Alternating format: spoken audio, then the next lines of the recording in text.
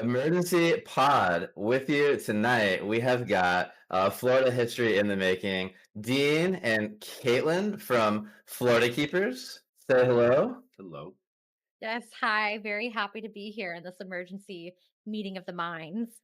Thank you so much for having for making time on a Friday night.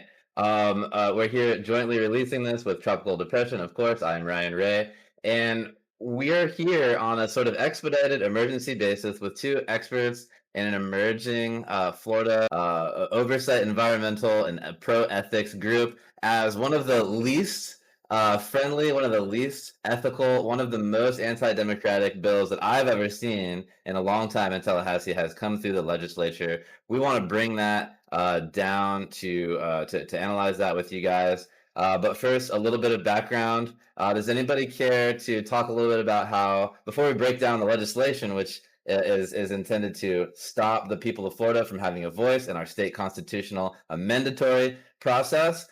Folks, this was something that we hope might die in the rush of legislative session kind of falling apart with the House and Senate going scorched earth against one another. But they found time to agree on this, and they actually send this in record time to the governor's office. He has now signed it as of just a couple of hours ago. So, y'all, what does this mean to us, to you guys, and what questions do we have as we get folks oriented towards this new post state constitutional amendment sort of landmark legislation history? Dean, do you want to go first or shall I? Well, here's the thing about it. I found out about this very recently, and when I was looking into what it was, at least what I had seen of it, to me it just seemed like oh, they were going to be a little bit stricter on like where the signatures come from and try to tighten down on where signatures came from, and I was like, okay, I can be behind that. And then all of a sudden I'm hearing that there's a lot more to it. That's all I really know about the bill. Dean, why don't you tell people who you are so they have an understanding of like Yeah. your background and your perspective on your thoughts here? Oh, my background. So I am a right now I'm a student mostly. Wildlife conservation is what my background is. The environment in general, animals, blah blah blah blah blah. I'm born and raised here in Florida. I have been all over the place here. I am in and out of a lot of the environmental movements, but I come from a more conservative background, and I just want to basically figure out what we do here in Florida and try to I don't basically fix this mess, because as much as I might lean a more conservative, it's just the whole thing is, I don't know, it doesn't feel right. And with all the development, that's basically where we're at right now. Like that's why this whole thing started. We see that there's a problem, and then we kind of want to be a part of the solution. We'll get into it more, but Kate, what do you see here in this? Yeah, so I have been an ostrich in terms of my willingness to participate with anything in regards to the government. Up until about a week ago, because I'm expecting my first child, my daughter's due in July. I've recently faced a lot of fears, and one of them being the fact that I can't keep being an ostrich in my own state for the sake of my daughter. And so Tuesday of last week, I went to Tallahassee for the first time ever, participated in trying to communicate with some of our senators on the Ethics and Elections Committee in regards to the reappointment of FWC Chairman and Commissioner Rodney Barreto. Um, Obviously, as anyone with any degree of sanity would do, I was there in opposition of appointing an industry development tycoon leader again for a fourth term. And the FWC didn't make any sense to me. I was pretty flabbergasted by the fact that it was even on the table. But it gave me a taste of understanding just what can get past people when you're not paying attention. And it took a lot of energy to find out the little bit I did about Rodney Barreto.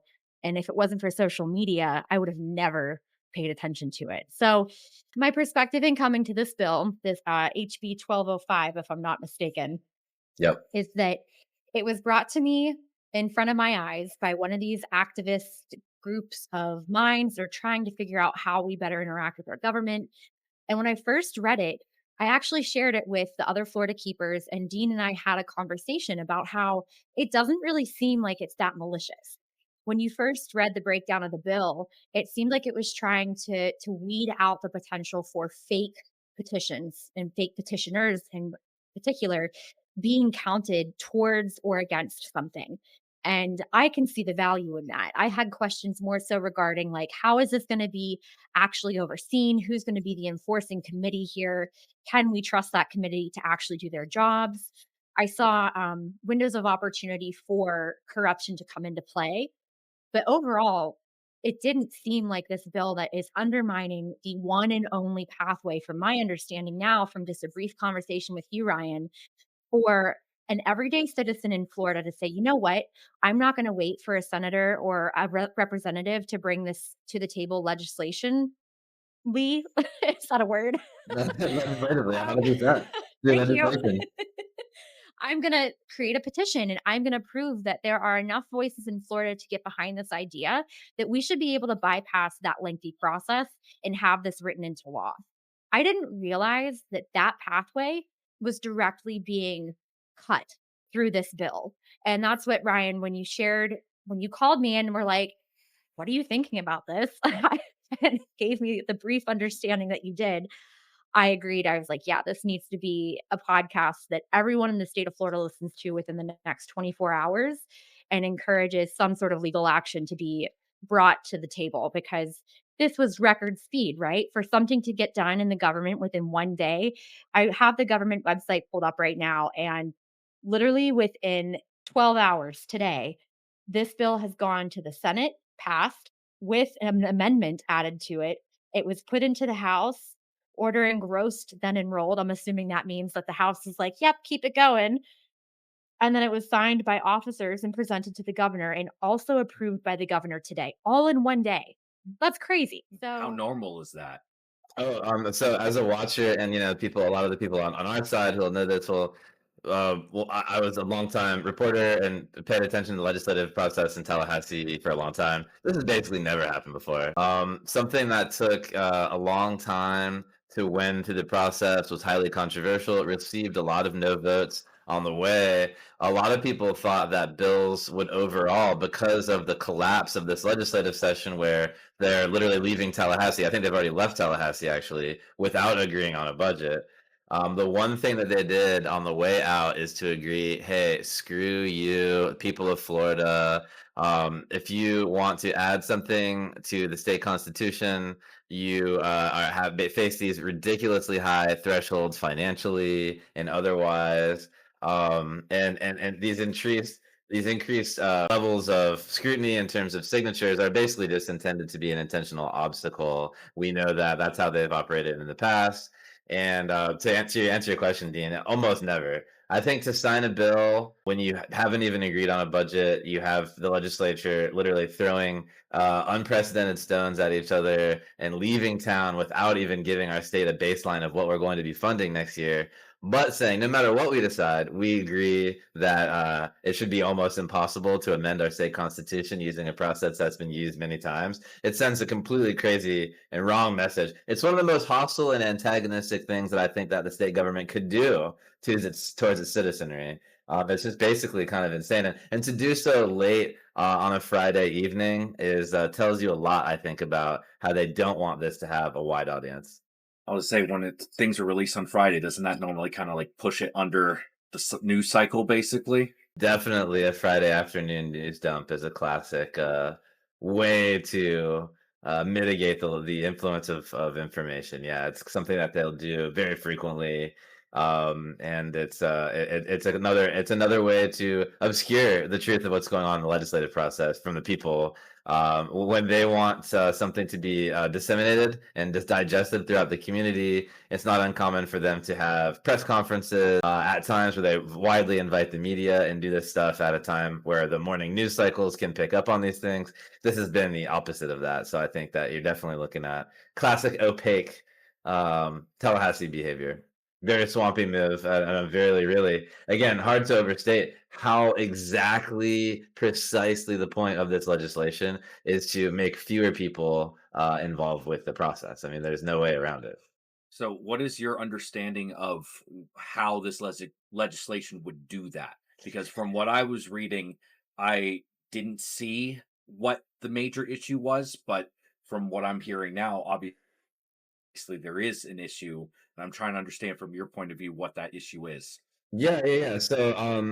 So basically, the state amendatory process has been used a few times in recent years. It's been used dozens of times in its history, but lately there have been a few things that the legislature has not liked, but a majority or near supermajority of people in Florida have liked. Decriminalizing marijuana got well over 50%, not quite the 60% the supermajority threshold that they've set out for them, but obviously indicates much more got much more votes than any politician did. Again, Amendment 4 as well this past cycle, protecting a woman's right to choose reproductive choice, almost got to 60%, got 58% or so. And so this has been making the politicians in the state legislature very nervous. They don't want competing interests expressing themselves inside our governing policies. And so basically, they set about really draconian restrictions to the ability of ordinarily Floridians to effectuate their voice through the state amendment process. So one thing that this bill does, for instance, is it tightens windows. People who petition, who gather petitions, by and large, there are paid folks, but by and large, these are volunteers.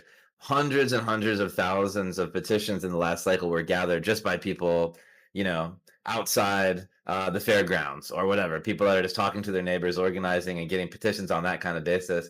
This would put huge levels of scrutiny on that kind of behavior in a way that basically makes it very likely that people will want to do it.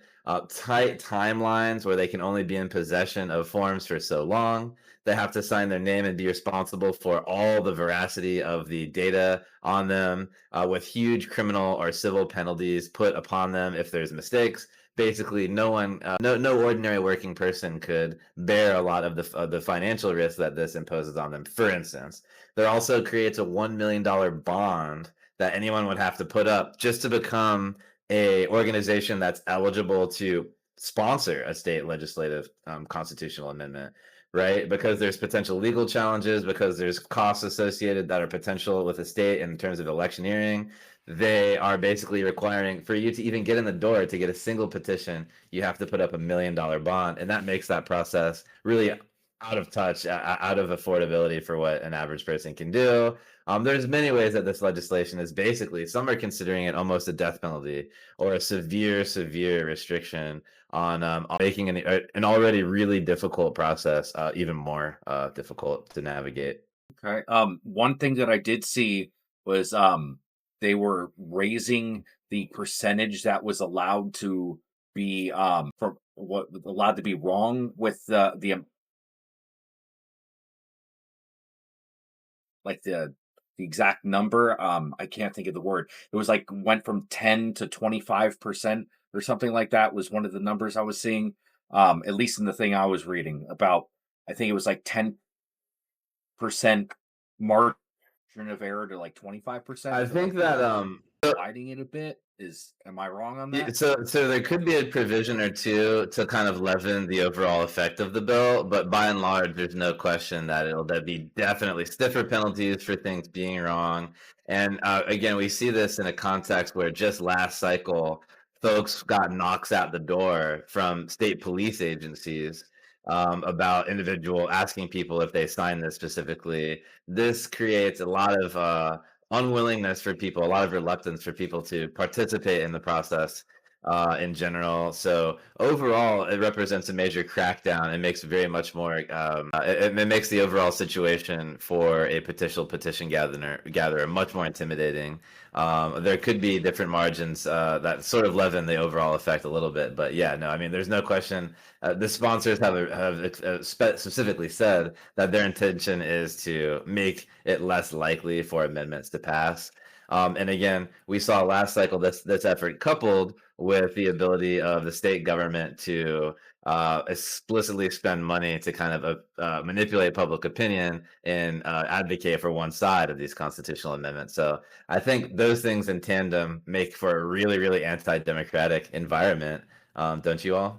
Yeah, and Hopefully, so I think I'm having some mic technical difficulties, just as a heads up if my if my quality of speaking has changed all of a sudden. But yes, and I want to note that I feel like the culture around the word democratic is so misunderstood and misled nowadays. And I just want to put attention to that, that people need to approach communications about politics without the cultural beliefs and contingencies that come with them. If you ever want to be successful in understanding any of the jargon, just throwing it out there, it's been a helpful tip for me. But yes, by the true meaning of democracy and by the true definition of democratic, 100%. I don't understand why a state, especially with the attitude of Florida, would want to make it harder for Floridians to actively govern themselves. That goes completely against what I mean, born and raised a Republican, basically, right? Grew up in central Pennsylvania. The idea is that you don't want to hand more power over to the government. You want to be able to be self sufficient. You want to be able to have the freedom to make choices on your own without relying on the government to be that enforcing body for as much as you possibly can maintain. That's the land of the free, right? So it's a bit backwards in my mind. And it does feel like this robbery because when you have people like myself and Dean, we defended this bill to some degree. We looked at this and we said, oh, well, I mean, this has potential to be useful because if we're not getting accurate, I mean, we looked at it like scientists, basically. If we're getting petitions that aren't reflecting the truth of a population, what's the power in it? It's pointless. You want people who can actually vote. You want people who can actually be part of the voice that you're trying to be heard. So I don't know. It doesn't sit well with me, and I want to know what can happen over this weekend because if session is coming to an end, which in my mind didn't even exist until 3 days ago, so I'm like, oh, all of a sudden our government just doesn't work anymore for like 3 months. What? What do you mean? So what do we do? It's been signed by the governor. I hear rumor that there are some senators looking to take legal action against it. But how do we, as an individual person, interact with the future now that this bill is a thing? Well, I think that for one, I think yeah, you're referencing the I think friend of the show, State Representative Anna Eskamani. Um, she indicated on an Instagram post just minutes after the governor signed legislation to quote expect to expect litigation rather. I think that a lot of these things, Dean, one thing that we saw is a limit of how many petitions a petition gatherer can submit during the course of any one process. That doesn't even have any pretense to be about Yeah, that doesn't make accuracy. much sense. That doesn't have anything to do. It's literally just only intent. It only makes sense if your intent is to make passage of constitutional amendments less likely. That's the only way that it really makes sense.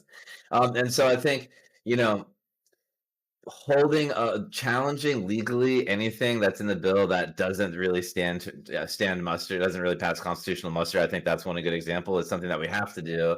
But I think that we're gonna have to basically start to reckon with what they've done. They've wanted this to be a drive-by, hit and run situation at the very end of a busy cycle on a Friday that people won't really realize the meaning of. I think the first step is letting everybody know that this happened. In the dark of night, at the middle of a totally botched, crazy, insane session where they've done nothing to improve the actual the problems, climate change, insurance markets, the cost of living in Florida, conserving our environment, all the things that we actually care about and that Floridians want them to work on. They've instead made it more difficult for us to pass constitutional amendments. Yeah. Ryan, That that can you actually speak to that? Do you have examples off the top of your head of bills that have either stalled out, died out, didn't get to, that have existed for weeks, months, even that could have been of great benefit to Floridians that instead got pushed aside and something like this got fast tracked? Any number of member projects could have been. I mean, in this current majority Republican held in this current iteration of the Florida state government with its trifecta in the hands that it's in, I don't think that there was. I'm not crying too many tears for some of the bills that were out there, but there is absolutely a lot of needs that were unmet and lots of projects that have been scuttled that were basically just ignored and died right there without a hearing. But on the last day, in their last dying breath before they leave town, doing this was their priority instead. I think that really tells you something. Yeah. Yeah, I agree. My whole thing is definitely get as my it's I view the same way I view free speech as in you should be able to have all of these things come about, and if they aren't like if they're not good, they won't make it. At least that's the hope. But to cut people out from being able to even start that process, that just I mean that kind of sounds anti-free speech to me more than anything. Yeah. Yeah, I agree wholeheartedly with that, Dean. And as someone who's not very politically charged, and I don't my personality and my identity does not get too terribly bothered by political viewpoints. I'm very interested. I come here as a curious person to learn more about, you know, various people's backgrounds, and how they perceive the world and how it's happening around them. And I think more and more, especially as we see like my generation, I'm 28 years old. I think as we see more of that, like later 20s to mid 30s age range really start to take root and foot into the political world, which is, anything to do with your finances, anything to do with your freedom of speech, anything to do with your freedom to be who you want to be, move where you want to move, build what you want to build. Like we all want something out of the world now. And interacting with the world is becoming interesting because none of us are coming at it from let me just say it like this. We're the last generation and the only generation that witnessed what it was like to grow up before social media and before technology, really, and then transition into that around the age of like 10 to 14, somewhere in there, right? Roughly. Maybe it's a little bit larger of a gap, but probably not. We have this unique perspective. If we remember what it was Yeah. like before, we know what it's like now. We also understand how to leverage the technology that we've grown up with, but we understand the difference between leveraging it and still maintaining what it was we had prior to it. So we're this unique blend of the old and the new, walking into a space that is already trying to diverge from an antiquated mindset that's rooted in industrial revolution quality. That for us to have a future the way they had, and for us to have amazing economic growth the way they had, we have to change the structure that we are making decisions with it. I'm not saying we have to overthrow the government. I think the path that we have set out in front of us to have impact and create laws is really effective. But what this older style of governing hasn't quite adapted to yet is the fact that we're not going to ask you to take the mask off. We're just going to see through it for you. Our generation is extremely good at calling people on their shit. We are like the transparency kings and queens of the world. You can't lie to us because we know how to find the truth. And that's a really dangerous thing with a bill like this because we have curious minds who are selfishly wanting answers for how to participate in the crazy shit show of a world that we're in because we're not afraid of it. We understand that the people in the past thought that their shit was crazy too. So it's like, sorry if we're not allowed to swear on the podcast. I'm like, you guys are going to be bleeping me out left and right.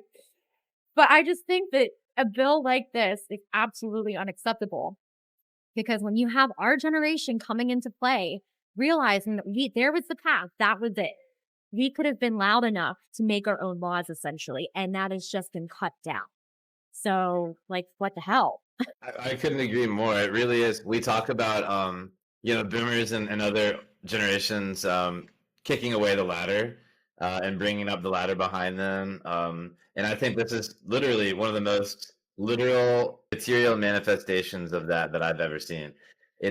For decades now, every Floridian, every generation, every 2 years, Floridians have had the ability to put something on the ballot and at least have a civic discussion about whether something should be the case, whether the prevailing majority at that time wanted it or not. We would have a big public conversation as a community. Just a few years ago, they made it more difficult. It used to be a simple majority, which is still a very high threshold. You have to get signatures in all of the 67 counties. So many so many difficulties in doing that. But it was possible, and that was designed in mind with if the public sentiment is really that strong, then maybe there's something to that, and that should be able to be amended into our state governing constitution. To go and take that from making it even more difficult to make that a supermajority, make that 60% to pass as they do a few years ago. That was led by the Chamber of Commerce, by the way. To now making it nigh impossible, but to make it super expensive, to make it prohibitively difficult, to intimidate people with all kinds of penalties that we know that working class people can't afford. So you're going to basically create a two-tier system of justice where you can, if you're a certain industry and you can have tens of millions of dollars to put up a constitutional amendment, then maybe you have access to the ballot, maybe you don't. But if you don't have those kinds of resources, you have no chance at all, and I think that's really regrettable. It kind of sounds to me like, I mean, I'm just using kind of a comparative example where the ATF couldn't change the laws necessarily they wanted to on certain guns due to things like the Second Amendment keeping it a certain way. So they went after the actual people who had the license to be able to legally sell firearms and was so strict on every little thing they did that they basically made it where, okay, we can't go after the gun itself, but we can go after all these people that are selling guns and make it so it's very difficult for them to do business. And I know it's not an exact, it's an apples and oranges comparison, but basically you're going after the average person where you can do it, but they make it so difficult that it basically makes it like you can't do it. That's that's basically what this whole thing is, from my understanding. That's basically harassing, using the power of the government to harass and coerce people into making Yeah. certain choices as opposed to others. It's very fear tactic, very, very fear scarcity mindset based, and how even like the provisions that I have the Florida Phoenix's article pulled up in front of me through a screenshot. So like bear with me. I hope I'm getting enough of the information through. But some of the things that like Dean and I had initially pointed out within this one list was that like, okay, so it requires the sponsor or petition circulator to deliver signed petitions to the supervisors of elections in the counties in which the voter resides within 10 days after the voter signs the form. The sponsor will be fined $50 for each day late that the petition comes in after 10 days. A petition sponsor would be fined $2,500 if they quote unquote acted willfully.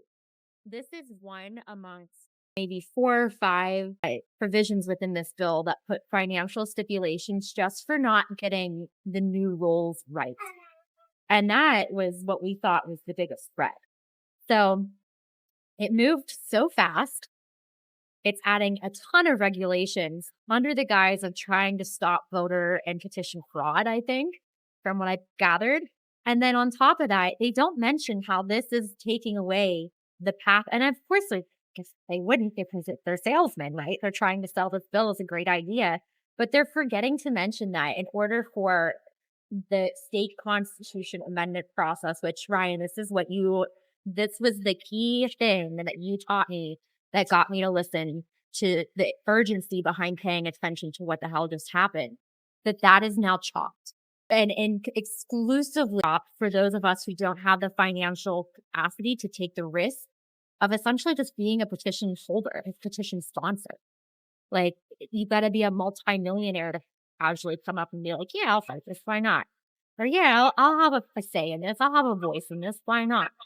Well, now there's like 8 reasons why you shouldn't, because otherwise you and the next 6 generations of your children are going to be owing the government $1 million for fucking it up. Like, It's completely true. There's no doubt in my mind that people will feel discouraged, and I know as someone who's out there organizing folks, it will absolutely make it more difficult to get people to recruit to petition, and that's a shame. I think that everyone across the board, whether you are a libertarian or someone who's on the left or someone who's on the right, I think anybody who cares about civic engagement and having the conversation, honestly, it must be bothered by this, because there's no question I think that nobody really wants people to be forced out and discouraged from participating in public life, other than incumbent people who don't want who don't want their ideas to be challenged. I mean, it's just that simple. yeah. Yeah, it's frustrating. So Ryan, what can we do?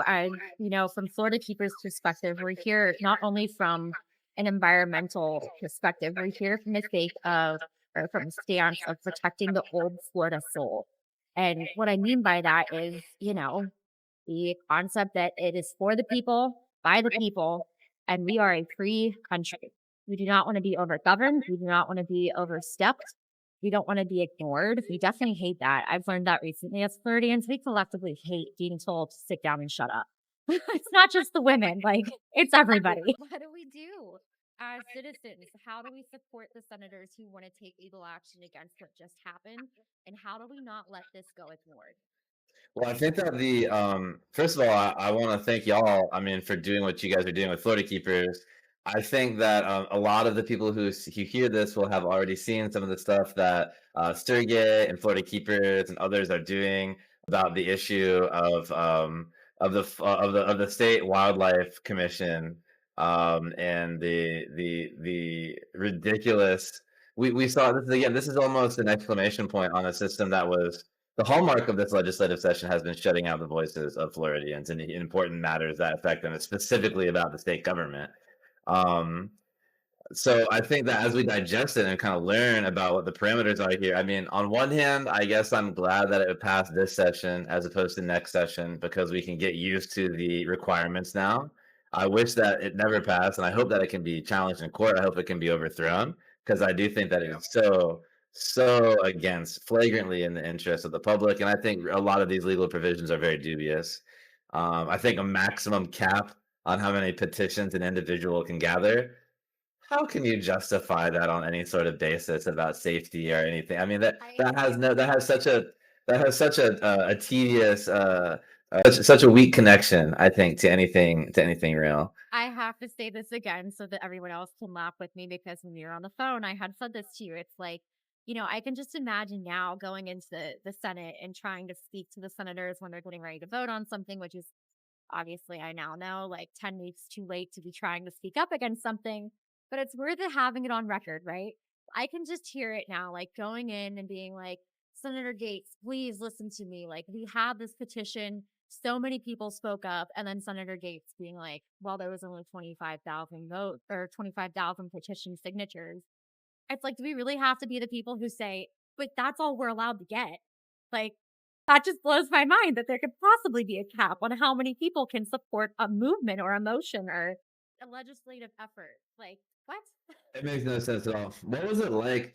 Y'all, I think for some of the first times y'all have been active in trying to affect public policy. What have you guys found it to be like so far?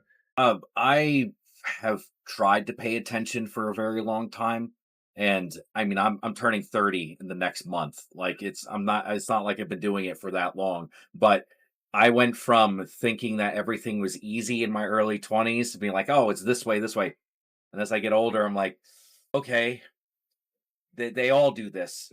I don't want to be like, oh, they all suck because they don't all. Every level, it feels like it's everyone's in somebody's pocket. No matter what I feel is good about this one person, there a lot of them are getting paid by the same people. That's mostly what I'm seeing is that like what we've noticed a lot is with developers being in the pocket of everybody. Doesn't matter where it's coming from. And it's just like, okay, well, that's kind of what I think lit the fire under us to try to do something a little better because we're just normal people. Like as I said, I have a background in like wildlife conservation, and I'm just a guy from Florida. Like I don't have anything special there, but like, do I know all the politics part of it? As much as I've paid attention to, probably a little better than like the average person, but it's just the point of the average person needs to get involved. And I think that's the whole thing. And you showing up to the meeting yesterday, I was like, this is really cool. Like we're having like actual movement here. Like the hear about you wanting to do this and like talk to us about it. I think that's the best part of all of this is that it's everybody at every level. It's not just like you don't have to be anything special. And I know this is a bit of a rant, but it's that's the important part that I've learned is that the average person can make that difference. To It's so sum it right. up. It is a bewildering swamp of a world. You're so right. And what about UK? Like, how have you found it? You came to Tallahassee for the first time in your life to try to participate in the process. What was that like? Describe the actual process of coming up to Tallahassee. You know, the meeting is noticed and all that. What was it like to be face to face with the belly of the beast here with the legislative committee? Yeah. So I'm going to curtail off of what Dean said a bit and just say that, being the ostrich that I am, I never wanted to look at this shit. And the more I looked at it, the more I hated it. And so I realized if anyone's going to be able to seriously walk up to this beast, understand what it needs to eat, breathe, and be alive, and somehow still get past it, you're going to have to go face it like toe to toe to get a vibe. You got to do a vibe check on this thing, Got to. read the room almost. And so, it was 3 a.m. I'm 28 weeks pregnant, and I left my house in Charlotte County and I drove my ass up to Tallahassee, went and bought a dress so that I could look port appropriate. Like it was not and I made this decision like 15 hours prior to needing to be in Tallahassee. So this was a very rushed procedure. I get up there, I'm exhausted. I get lost trying to get into the proper building, and there's no signs anywhere. I didn't even go through security.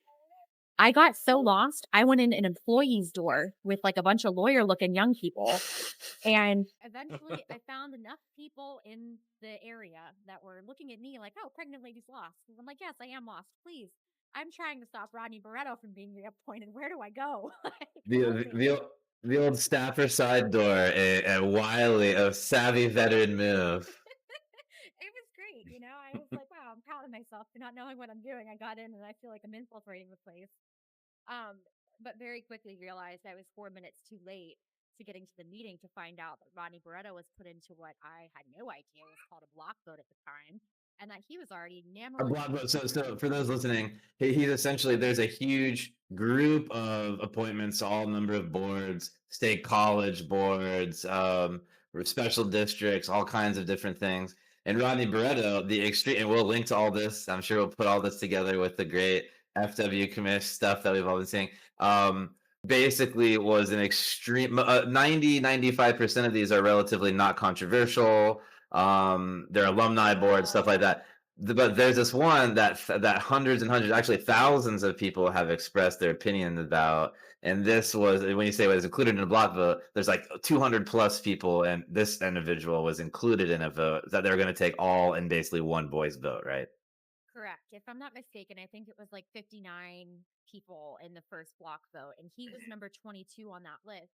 That list wasn't even accessible to us the night prior. It was released, if I'm not mistaken, at 8:30 a.m. And by 8:34, had you not put your eyes on that list and recognized that number 22 was Ronnie Barretto, and the rest of the vote, and if I'm not mistaken, at least by the majority were school commission boards, like college commission boards. It had nothing to do with anything controversial. So it felt shady. And we all turned in our speaker cards. There were 4 of us that showed up that day. We all turned in our speaker cards. They were all accepted a speaker card, which is, I learned this while I was there. Basically, you put your name, your address, what you're here to talk about, whether it's in support of or against, and if there's a bill associated with it. And in this case, is there a bill? I don't know. We wrote down a bunch of stuff that day. I did like 3 of these speaker cards. My brain, I didn't sleep for 36 hours. Anyway, I digress. It's a crazy process. It was insane. There's no one there to teach you how to interact with the system. You just kind of have to watch what everyone else is doing around you and hope you're falling into line appropriately. So, yeah. So we get there within about, I'd say, 3 of us were there within the first 10 minutes of the meeting, and we all filled out speaker cards. They were accepted by what I would call a bailiff. I don't know, some guy who was standing there making sure no one caused chaos. Uh, and then he dropped them in front of the chairman of the Ethic and Election Committee, and like I guess the assistant to him, who is Senator Don Gates, I believe is his name. And he Daddy Gates, as he's known in the process. His son Matt Gates is Baby Gates. Oh my God, his son is Matt Gates. His son is very much Yeah. Matt Gates. Welcome, you guys. I'm so glad you guys are here. Yeah. Welcome. Yes, Matt Gates is that Don Gates' son. Yes, it is really like that. God, about it. Now I wish I would have harassed him even more because Hey, I'm they got another session starting in 10 months. gonna throw up. I'm sorry, guys. The few names that I know, like that's Yeah. man's father. Oh my god, I'm dying. Yeah. Anyway, it looked like Daddy Gates accepted the fact that we wanted to speak, and it's like he baited us. It was like a catfish experience. We got to the last 15 minutes of the hearing, 2 hours in, right? It ended at 10:30. And he was like, okay, for this last block, I want us to move efficiently through the people who want to, we got to get through this list efficiently, everybody, because we've got people who want to speak. And we all were like, oh my God, they're going to, even though they passed this man, we're going to get to express our freedom of speech. It's going to be put into public record for all of history. And that this is a win. Okay. So we might not have stopped them from getting the yes vote, but we still get to be American, Floridian, and we get to own the fact that I drove here at 3 a.m. to talk in front of this committee.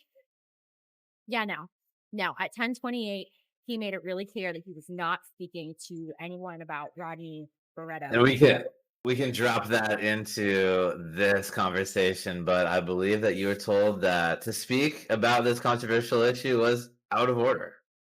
Yes, I was told you're out of order, and it was the hand motion that got me. And I was like, you're telling a pregnant lady to sit down and shut up right now, and I don't really like it. I was so grumpy. I've got these black cowboy boots, right? They're like famous in my world of my friends. They all know that if Kate's got the black cowboy boots on, you probably shouldn't be pissing her off because she's on a mission. And I wore them that day to the Senate because I needed to feel like I had my big girl pants on because I was scared shitless. And I'm just, yeah, 10:28, the man says, any more business that needs to be brought before the committee. And I'm just like, yeah, excuse me. Yeah, absolutely. And he's like, yep, you're out of order. End of the meeting. And we all rise and we leave. And everyone was just okay with it. So what's my experience in interacting with government, at least at the Senate state level? There's probably no laws written around if you're late to the session that you don't get to speak. There probably also aren't laws written into saying, if we accept your speaker card, you're going to get time to speak, even if we have to go over our time because we didn't manage our time accordingly. Because I'm pretty sure the committee's job should be managing their time accordingly with what's in front of them to get to. I don't think it's that hard. We're all expected to do it on a daily basis. You guys are paid to do it right. And that's what I walked away with from the Senate that day, is realizing that these people are paid by tax dollars. They're supposed to work for me, not against me. And the only thing I feel right now is ignored. That's it. On subjects that not just I care about, but thousands of individuals. This has been a media wave of the century in terms of Florida politics. Rodney Barreto is going to be made an example out of. I hate to say it, but like it happens in Florida all the time where you get cases that become, we're going to make an example out of what you do not do to Floridians ever again. And that's Rodney Barreto. Unfortunately, I mean, I think that's exactly what needs to happen. I'm really, really encouraged, frankly, by y'all's contributions to the new conversation in Florida. I can't wait to share this. I can't wait to share the other stuff that's coming up. Anything further that you'd want to say about Florida Keepers and the work that's underway? I just think that overall, it's very important to get the understanding for the average person to realize that, and you don't have to be anything crazy. You don't have to have a degree. You could just be a person who cares about watching your hometown turn into this condo that you're never going to be able to afford, or this cookie cutter house you're never going to be able to afford. It's not just about the environment, which is a very big part of it, at least for me, but it's also about the fact that if you live in an area and you grew up in an area that you just watched become something completely different and you had no say in it, that's the biggest thing. And like that, when we have people, going back to Rodney, that are head of development firms that are supposed to be the people protecting our wildlife, I don't know about you, but if you're going to make money on putting a development down, yet there's endangered gopher tortoises, as an example, that live on that land, and half the time nothing is done and they're just entombed. Like, there are laws in place. We have laws in place. one of the things I will give an example of, like the border situation right now. There were laws in place, but they weren't being enforced for a while. All we have to do is enforce a lot of laws that are already there, but they're not because the people who are in charge of enforcing those laws are also making money on these developments and all this stuff going on. So like it's once you dive into it just that little bit, it's just enough with it. You see, as you said, you see things like FWC Commish and all these other little meme pages that are great, and they're putting the fire under the average person who sees this stuff and is upset about it.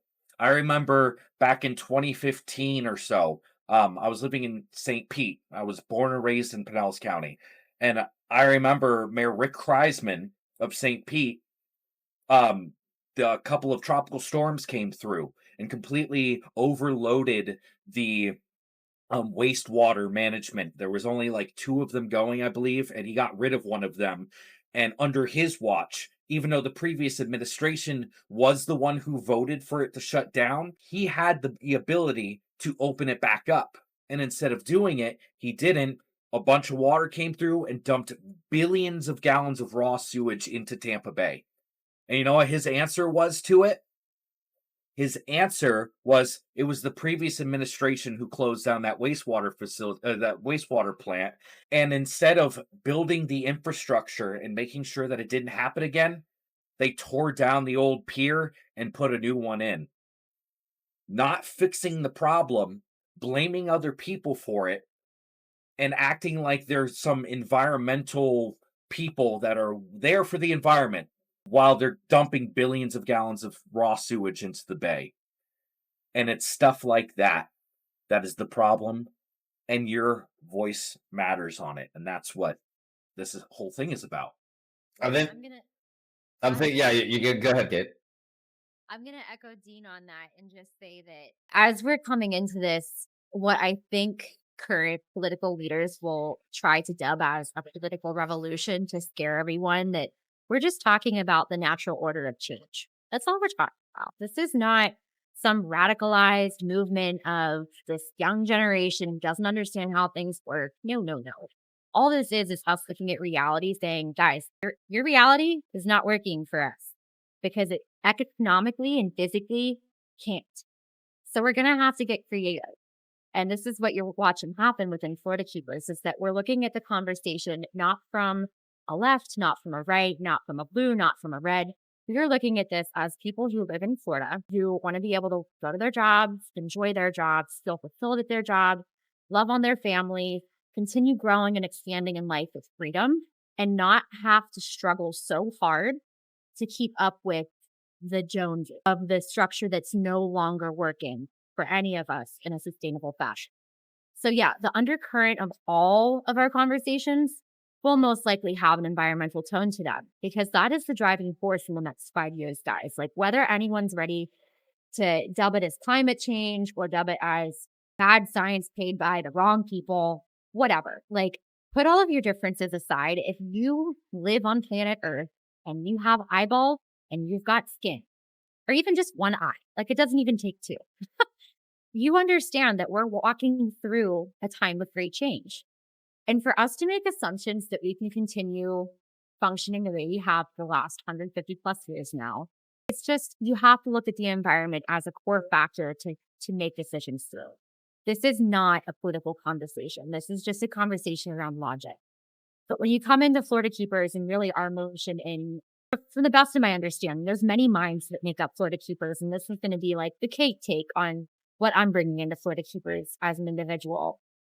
It's just about coming to the table with an understanding of truth, with an understanding of integrity, with an understanding of ethics that all in a similar way have old Florida soul and spirit in mind.